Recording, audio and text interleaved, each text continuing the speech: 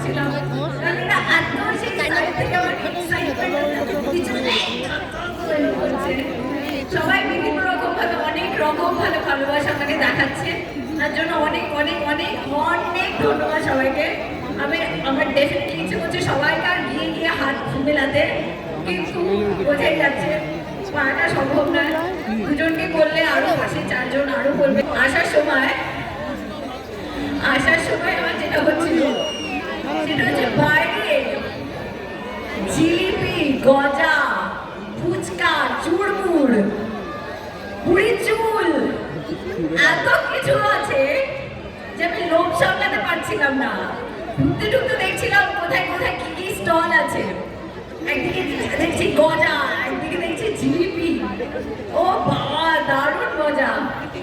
ছোট বয়সে আমি আমার দাদাদের সঙ্গে ফুচকার কম্পিটিশন দিতাম এবং আমি সবসময় জিততাম।